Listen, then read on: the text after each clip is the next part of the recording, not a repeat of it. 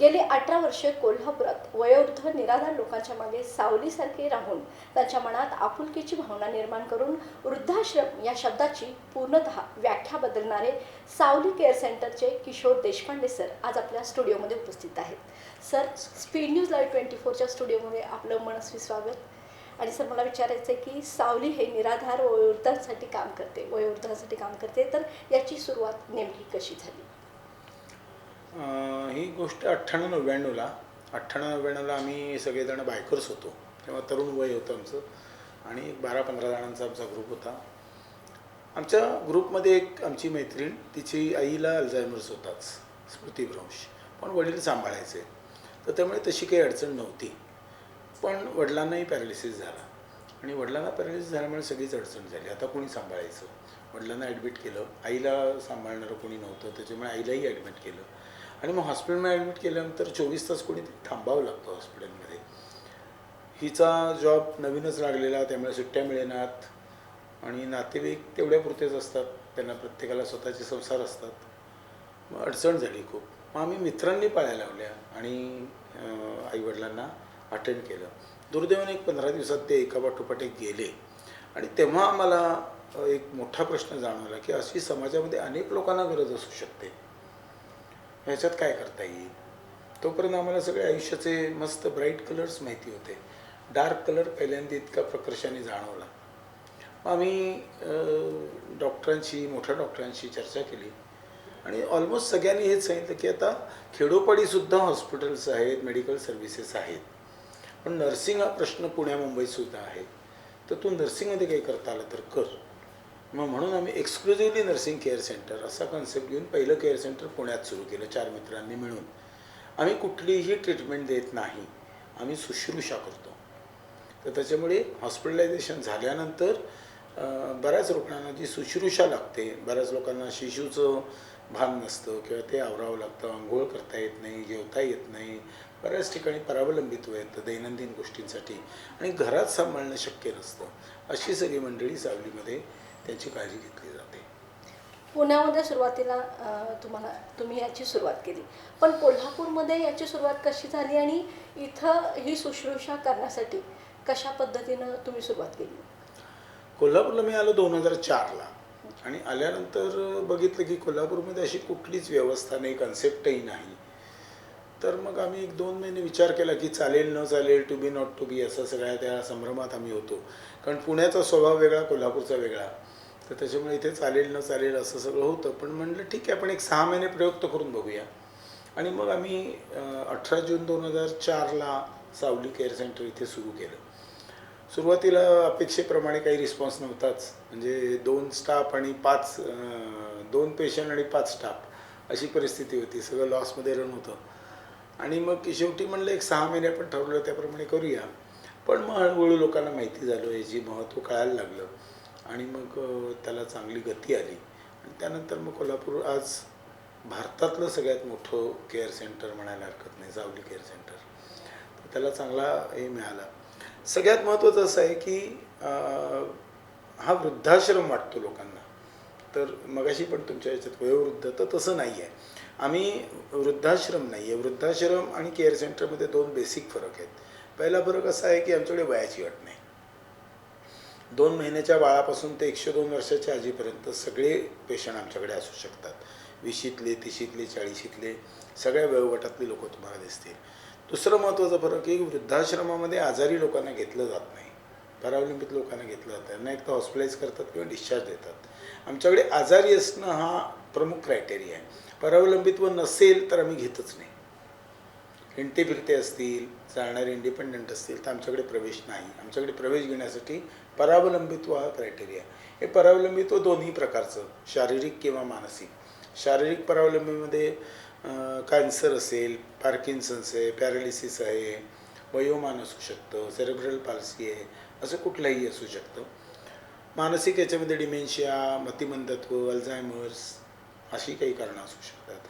तर असे कुठलेही ज्यांना परावलंबित्व आहे, दैनंदिन गोष्टीसाठी मदतीची गरज आहे, अशी सगळी आमच्याकडे असतात. कोल्हापूरमध्ये आता सावली केअर सेंटरमध्ये असणाऱ्या लोकांची संख्या किती किंवा तिथं शुश्रूषा घेण्यासाठी येणाऱ्या लोकांची संख्या किती?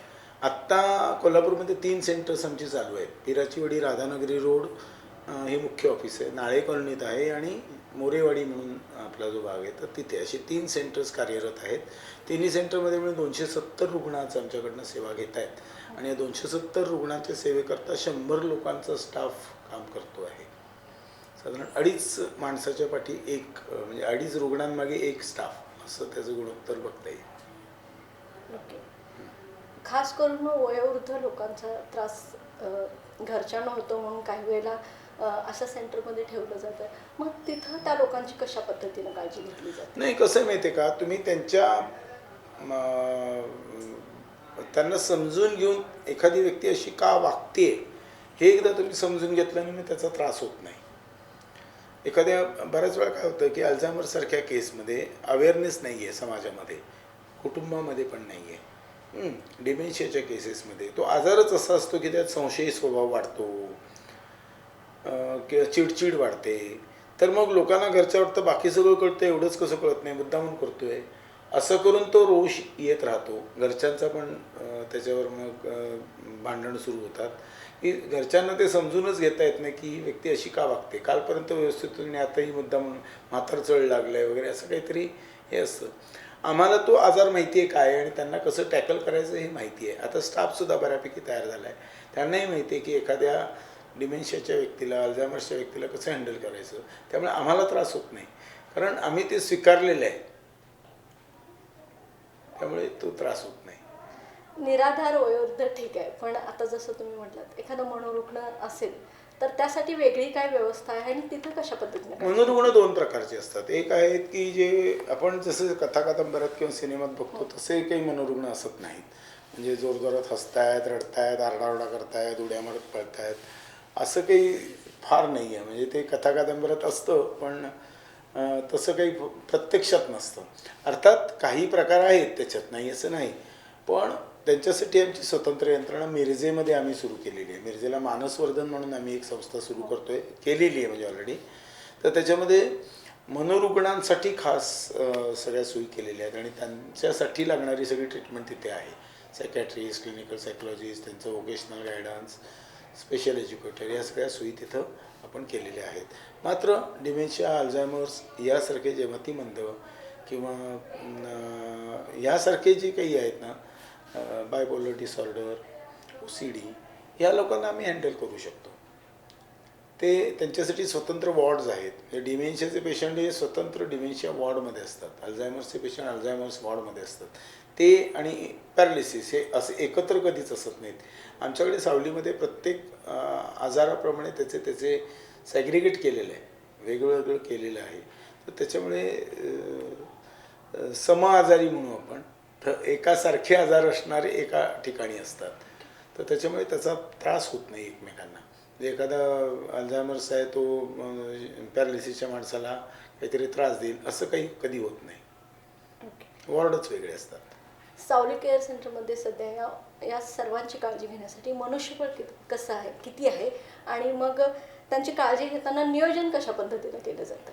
100 लोक आमच्याकडे कामगार आहेत ज्याच्यामध्ये मग नर्सिंग स्टाफ आहे, वॉर्ड बॉईज, आयाबाईज, ॲडमिनिस्ट्रेटिव्ह स्टाफ अशी ती सगळी कॅटेगरी, किचन स्टाफ, तर अशी कॅटेगरी त्याच्यात केलेली असते. आमच्याकडे फिजिकल नर्सिंग तर आपण करतोच. म्हणजे त्याच्यामध्ये त्यांना आंघोळी घालणं, स्वच्छता त्यांची, कपडे बदलणं, शिशिव या सगळ्या गोष्टी केल्या जातातच.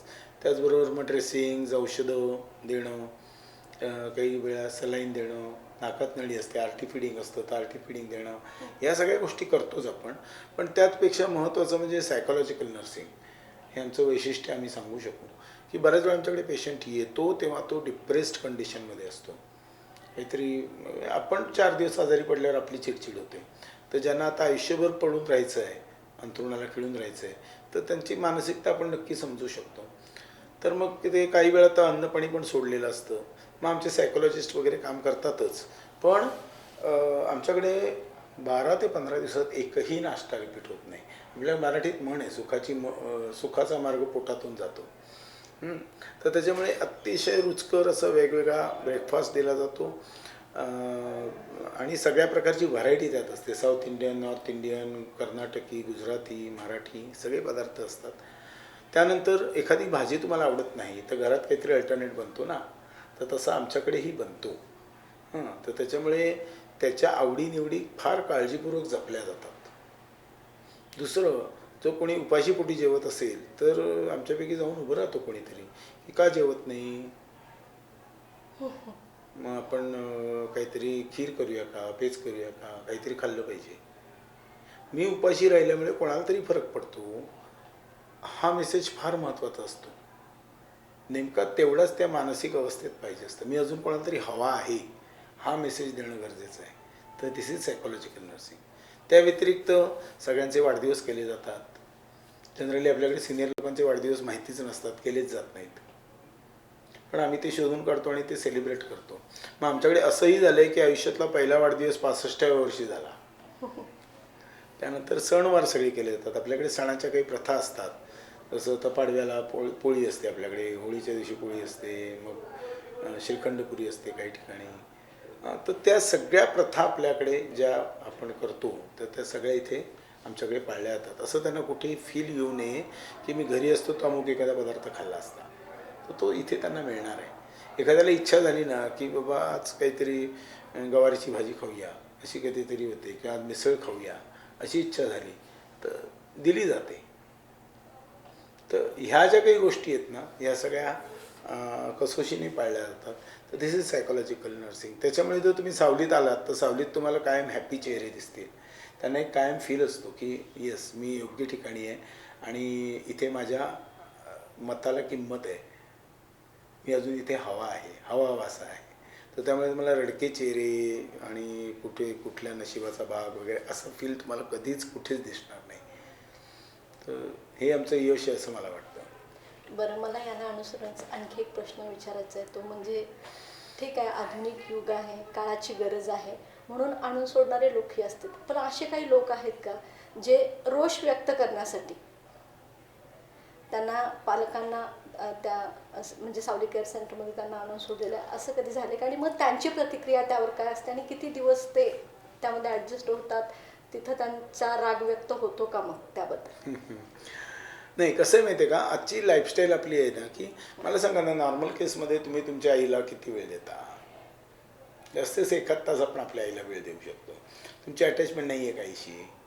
नक्की आहे, पण आता कामाचं स्वरूप असं झालं आहे, तुमच्या लाईफस्टाईल दिनचर्या अशी झाली की आपण जेन्युइनली वेळ देऊ शकत नाही. मग आता मुळात विभक्त कुटुंब पद्धती असल्यामुळे घरात मनुष्यबळच नाही. अशामध्ये जर बेड रिडन झाले तर सांभाळणं जेन्युइनली अडचणीचं असतं. ज्या घरामध्ये दोघं नवरा बायको नोकरीला आहेत, व्यवसायानिमित्त बाहेर असतात, तर त्यांना ते शक्यच होत नाही. आणि पूर्वीसारखी माणसं मिळत नाहीत होता, सेवेकरी पूर्वीसारखे मिळत नाहीत. मिळाले तर आता रिस्क फॅक्टर खूप झालेले आहेत. तर त्याच्यामुळे मग सावली हा सगळ्यात त्या दृष्टीने उत्तम पर्याय ठरू शकतो. दुसरं, तुम्ही जो प्रश्न विचारलात की रोष व्यक्त करण्यासाठी होतो का, तर बऱ्याच वेळा काय होतं की डिमेन्शियासारख्या आजारामध्ये मी म्हटलं तो माणूस विक्षिप्त वागायला लागतो आणि त्याचा विक्षिप्तपणे समजून घ्यायलाही कुटुंबीय कमी पडतात. आणि मग त्यातून आपण यांना शिक्षा म्हणून ते आणण्याचा प्रयत्न करतात की तुम्ही इथे राहून बघा, घर किती चांगलं आहे, इथे राहून बघा आणि 8 दिवस राहिलात की लगेच बरोबर सगळं सुधारून जाईल, अशी काहीतरी अपेक्षा असते. पण गंमत अशी होते ना, अगदी 90% केसेसमध्ये ते आमच्याकडे इथे राहिल्यानंतर मग ते घरी जायला तयार होत नाहीत. आणि त्यांना इथे सगळं मिळतं. कारण कसं असतं, समवयस्क मिळतात. आमच्याकडे एंटरटेनमेंटचे अनेक मार्ग आहेत. प्रत्येक वॉर्डमध्ये TV आहे, म्युझिक सिस्टीम आहे, ते सगळं आहे. पण त्या व्यतिरिक्त दर 10 दिवसाला काहीतरी सांस्कृतिक कार्यक्रम होतो. ऑर्केस्ट्रा होईल, गाण्याचे कार्यक्रम होतात, काहीतरी नाटक होतं, जादूचे प्रयोग होतात, कधी सत्संग होतो, अनेक अशी व्हरायटी, डान्सचे कार्यक्रम होतात. तर त्याच्यामुळे ना इतकी त्यांना सांस्कृतिक मेजवानी घरी मिळणं शक्यच नसतं. TV ला एक लिमिट आहे. म्हणजे तो TV आमच्याकडे आहेच, पण TV ला पण एक लिमिट आहे. शेवटी लाईव्ह प्रोग्राम्सचं जे काही आहे ना, आमचे विचारच असा आहे की मुळामध्ये ही लोक थिएटरला जाणार आहेत का? नाही, थिएटर यांच्याकडे आलं पाहिजे. ह्याच्यामुळे सावलीमध्ये एक स्वतंत्र स्टेज आपण बांधलेलं आहे, ओपन थिएटर आहे आणि तिथे सातत्याने कार्यक्रम होत असतात. त्यानंतर सगळ्यांचे वाढदिवस होतात, मग वाढदिवसाच्या काहीतरी कार्यक्रम असतात. शाळांमध्ये जशी असेंब्ली होते ना, तशी आमच्याकडे रोज 4-4:30ला असेंब्ली असते. हे जेवढे पेशंट आहेत ना सगळ्यांना लॉनमध्ये गोलाकार बसवलं जातं. मग त्यांचे अंताक्षरी होते, त्यांचे काहीतरी छोटे छोटे गेम्स होतात, हौजीसारखा गेम्स होतो, योगा वगैरे असे काही होतात. काहीतरी एक जॉईंट ॲक्टिव्हिटी सगळ्यांची लॉनमध्ये बसून होते. हवा अतिशय सुंदर येतं, त्याच्यामुळे ते एन्जॉय करतात. लॉनमध्ये बसून गार्डनमध्ये आल्याचा एक फील घेतात आणि हे त्यांना घरात मिळणं शक्यच नसतं. तर त्याच्यामुळे जे शिक्षा म्हणून सोडणारे आहेत ना तर ते पण नंतर इथेच रुळतात आणि घरचे न्यायला आले तरी नको राहू दे, मी इथेच राहतो, एक्सटेंड कर असं सांगतात. तर तो एक मोठा भाग आहे. अर्थात काही लोक जातात घरी, नाही असं नाही, डिस्चार्ज घेऊन झाले, शेवटी घर आहे. तर त्याच्यामुळे किती झालं तरी आम्ही त्याची जागा घेऊ शकणार नाही. पण असेही बरेच इन्सिडेंट्स होतात की तर ते आमच्याकडेच राहिलेले आहेत, काही दिवसांकरता आले. आणि हे सगळं करत असताना तुम्ही स्वतःसाठी आणि फॅमिलीसाठी कसा वेळ देता? आता हीच फॅमिली आहे. फॅमिली म्हणजे आता मुळात माझी मिसेससुद्धा 3 सेंटर्स असल्यामुळे ती पण 1-2 सेंटर्स बघते, तर त्याच्यात ती बिझीच आहे. एकुलती एक मुलगी, तिचं लग्न झालं आत्ता तसं. त्यामुळे फॅमिली आता आम्ही दोघंच आणि आता हीच सगळी आमची फॅमिली. हे जे 100 लोकांचं स्टाफ आहे, हीच आमचं कुटुंबीय, हेच आमचे नातेवाईक. तर त्याच्यामुळे मग मी कायमस्वरूपी फॅमिलीतच असल्यासारखं आहे. शासनाचा काही निधी भेटतो का यासाठी? शून्य. शासन काहीही देत नाही. सावलीची 2 वैशिष्ट्य तुम्हाला सांगायची म्हणजे आपलं कोल्हापूर हे आता भिकारीमुक्त आहे. कोल्हापूरच्या रस्त्यांवर एकही आजारी अवस्थेतला, विकलांग, मनोरुग्ण असा भिकारी तुम्हाला दिसत नाही. तुम्ही आवर्जून फिरून बघा कोण दिसतंय का. ते सगळेच्या सगळे सावलीत आहेत. आपण आत्तापर्यंत 87 लोक उचलून आणलेत, पैकी 42 लोक हयात आहेत, बाकी जाणार होती. कारण 7-8 वर्षापासून आम्ही ते करतो आहोत. त्यानंतर दुसरं एक वैशिष्ट्य म्हणजे अनाथाश्रमांमध्ये सगळी निरोगी सुदृढ मुलं असतात, पण जी जन्मतः अपंग आहेत आणि अनाथ आहेत तर त्यांना अनाथाश्रम सांभाळू शकत नाही, त्यांच्याकडे ती यंत्रणा असत नाही. तर अशी जर कोणी अपंग मुलं एखाद्या अनाथाश्रमात दाखल झाली तर ती आमच्याकडे हँडओव्हर होतात. तर तशी 31 मुलं आपल्याकडे आहेत. संपूर्ण महाराष्ट्र, उत्तर कर्नाटक, गोवा या भागातल्या अनाथाश्रमांमधून आपल्याकडे मुलं दाखल झालेली आहेत. नवजात बालकं आहेत का आणि त्यांची कशा पद्धतीने काळजी घेतली? हो आहे. आमच्याकडे 3 वॉर्ड आम्ही स्वतंत्र या मुलांसाठी रिझर्व करून ठेवलेले आहेत आणि कायमस्वरूपी 3 स्टाफ तिथे असतो. तर त्या आयाच त्यांच्या तर ते अतिशय ममत्वाने करतात. माझ्याकडे सगळ्यात लहान बच्चू आलं ते 2 महिन्याची. 2 ट्विन बेबी होत्या. कोविडमध्ये त्यांची आई वारली, म्हणजे बाळांना जन्म दिला आणि आई वारली. आईनं मुलांना बघितलंही नाही आणि मग त्यांना कोण सांभाळणार असा प्रश्न होता. वडील आहेत पण वडीलसुद्धा तेव्हा कोविडमध्ये आजारी होते, तेही ॲडमिट होते जवळपास 45 दिवस. आणि मग त्या मुलांचं काय करायचं असं सगळा विषय होता. तर त्या मुलांना आम्ही जबाबदारी घेतली आणि ते मग आमच्याकडे आले. ते आजही आमच्याकडे आहेत. आता जोपर्यंत ती मुलं सक्षम होतील, 1 वर्ष, 2 वर्ष, 3 वर्ष शाळेत जायला लागतील, मग आपल्याला मुलं ते वडील त्यांचे घेऊन जातील. भविष्यात शासनाकडून काही अपेक्षा आहेत का? मी शासनाकडनं अपेक्षा ठेवतच नाही, मात्र शासनाचा आम्हाला अत्यंत चांगले अनुभव आहेत. आमची जी अपंग मुलं जी मी म्हणतोय, तर त्या अपंग मुलांना आजारी पडलं तर CPRमध्ये जावं लागतं.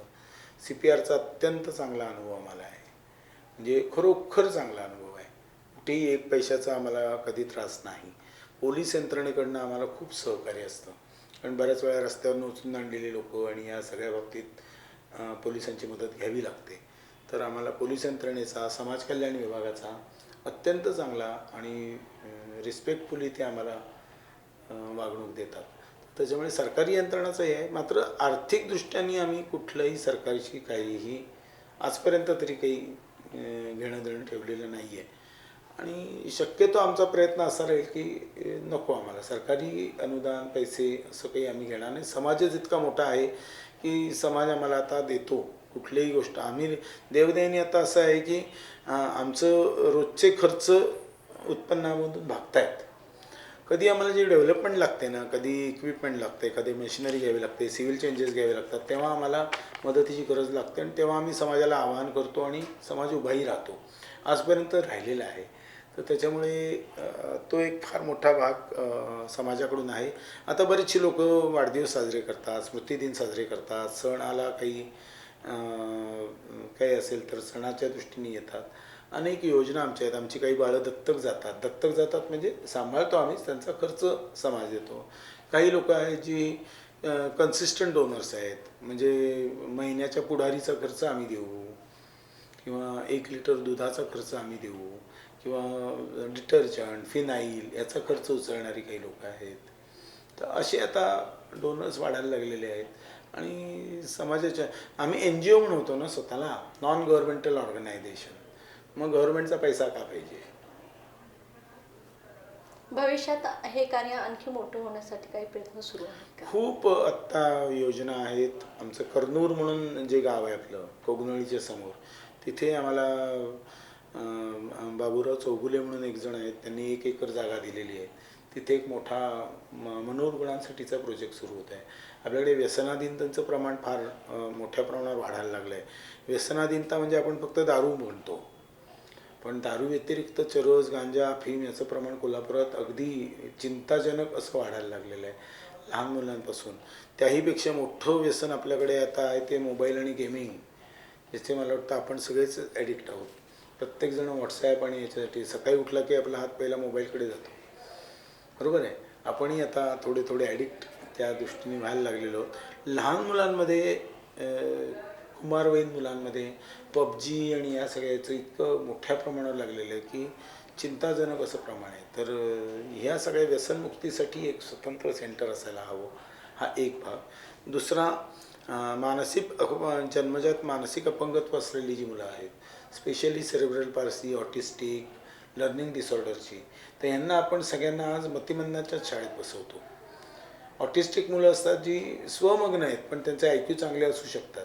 सेरेब्रल पाल्सीच्या मुलाचा IQ खूप चांगला असू शकतो, पण आपण त्यांना कंपल्सरी मतिमंदांच्याच शाळेत, कारण आमच्याकडे यंत्रणाच नाही आहे, आमच्याकडे शाळाच उपलब्ध नाही आहेत. तर त्यांचे वर्ग तिथे चालवले पाहिजेत, त्यांचं स्कूलिंग तिथे झालं पाहिजे, असाही विचार त्या कर्नूरच्या प्लॉटमध्ये आम्ही करतो आहोत. आज आपल्या स्टुडिओमध्ये सावली केअर सेंटरचे किशोर देशपांडे सर आले. त्यांनी अतिशय छान पद्धतीने वयोवृद्ध, निराधार, नवजात मुले तसेच मनोरुग्ण अशा लोकांसाठी त्यांचे कार्य कशा पद्धतीने चालते हे सांगितले.